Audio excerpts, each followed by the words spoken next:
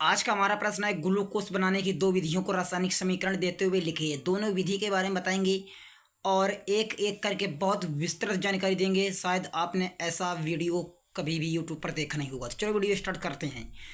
Glucose के निर्माण की विधियां। नंबर 1 है गन्ने की शर्करा के जल अपघटन द्वारा। गन्ने की शर्करा का तनु हाइड्रोक्लोरिक अम्ल यानी HCl के साथ 323 केल्विन पर जल अपघटन करने पर ग्लूकोज बनता है और रिएक्शन भी यहाँ पर ऑलरेडी दे दिया गया है। अब देखेंगे कि प्राप्त मिश्रण को अल्कोहल में विलय किया जाता है।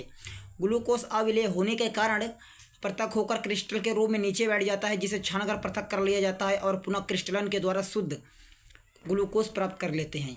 अब नंबर दूसरा पॉइंट आता है स्टार्च के साथ जल अपघटन द्वारा। स्टार्च का जल अपघटन सल्फ्यूरिक अम्ल यानी H2SO4 के अत्यधिक तन विलयन के साथ 393 केल्विन ताप तथा निम्न दाब 2 से 3 एटीएम पर करने पर ग्लूकोज बनता है। अब देखिए यहाँ पर भी इसका रिएक्शन दिया गया है। दोनों रिएक्शन इतने इंपॉर्टेंट कि हर बार एग्जाम्स में जरूर पूछे जाते हैं।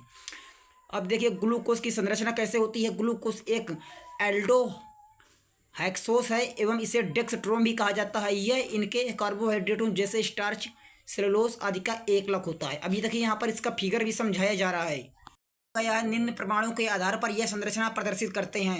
नंबर 1 इसका आणविक सूत्र C6H12O6 होता है। नंबर 2 HI के साथ अधिक समय तक गर्म करने पर यह N-हेक्सेन प्रदान करता है।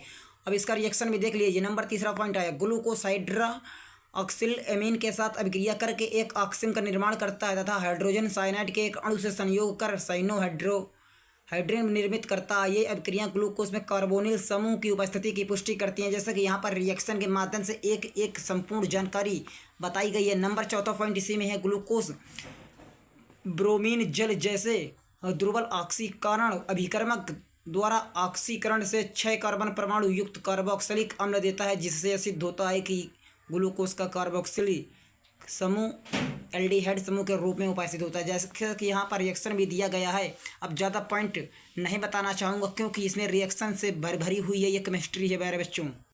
अभी देखिए रिएक्शन कुछ इस प्रकार से यहाँ पर सारणी भी बना दी गई है। अब अगर जैसे कि यहाँ पर अगर चक्रीय संरचना की अगर बात की जाए कि ग्लूकोज की चक्रीय संरचना कैसी होती है, चलो इसमें भी देख लेते हैं कि नंबर 1 एल्डिहाइड समूह उपस्थित होते हुए भी ग्लूकोज 2,4 DNP परीक्षण तथा सिर्फ परीक्षण नहीं देता है। यह NaHSO3 के साथ हाइड्रोजन सल्फाइड यौगेज उत्पाद नहीं बनता है। नंबर सेकंड आया ग्लूकोज का पेंटा एसीटेट साइक्लिक एमीन के साथ अभिक्रिया नहीं करता, जो CHO समूह की अनुपस्थिति को इंगित करता है। अब यहाँ पर और भी इम्पोर्टेंट यहाँ पर दिए पॉइंट बाई पॉइंट दिया गया है और उसका रिएक्शन भी बहुत अच्छी तरीके से दिया गया है। ये एक ऐसा प्रश्न है जो हर बार एग्जाम्स में कक्षा 12 रसायन विज्ञान में पूछा जाता है। और ये प्रश्न अगर पूछ लिया जाए कहाँ किस पाठ से है तो ये है पाठ 13 जैव अणु से संबंधित है। अब ग्लूकोज के उपयोग के बारे में देख लेते हैं।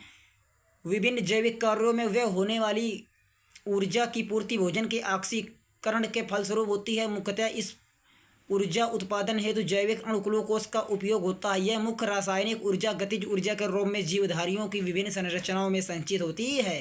तो प्यारे बच्चों, ऐसे ही केमिस्ट्री को आसान बनाने के लिए हमारे YouTube channel OS branded classes को सब्सक्राइब करके बेल आइकन प्रेस करना बिल्कुल भी मत भूलें।